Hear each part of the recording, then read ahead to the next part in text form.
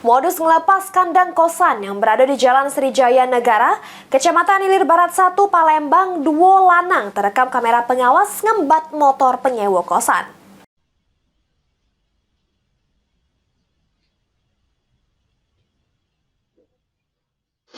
Terjingo jelas dalam rekaman kamera pengawas, yang mana awalnya pelaku berusaha maling motor yang persis berada di depan pintu.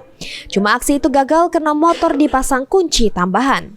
Selang beberapa detik pelaku lain ke juru parkiran motor terus berhasil ngembat motor lainnya. Kemalingan motor ini dewek terjadi di Jalan Srijaya Negara, Kecamatan Ilir Barat 1, Palembang pada hari Rabu sekira jam 3 subuh. Dari keterangan anak yang punya kosan, Trigono mengungkap di depan petugas SPKT Polrestabes Palembang.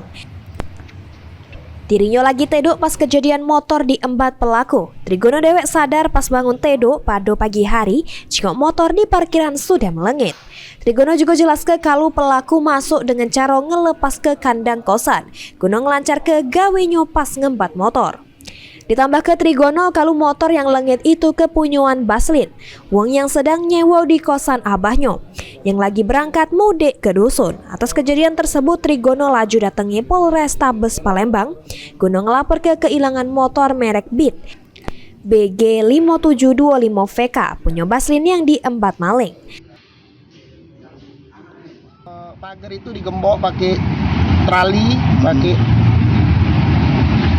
gembok, tapi gemboknya tidak dirusak, tapi pagarnya diangkat di jaringan TKP. Nah, pertama nyongkel motor warna biru, Beat warna biru, tapi tidak baca ada motor Beat warna hitam punya pemilik kosan.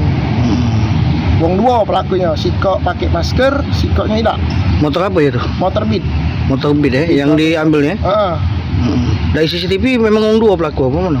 Dari CCTV memang dua pelaku. Berarti pertama satu dulu yang ngembek motor Beat warna biru tapi tidak jadi karena tidak bisa. Sekitaran dia keluar pagar, sekitaran 10 detik apa 20 detik kawannya masuk lagi. Itu. Ngambek motor warna hitam yang diparkir di kosan. Ini laporan Trigono sudah diterima pihak kepolisian, terus bakal ditindaklanjut oleh petugas Satreskrim Polrestabes Palembang. Suryadi, PAL TV.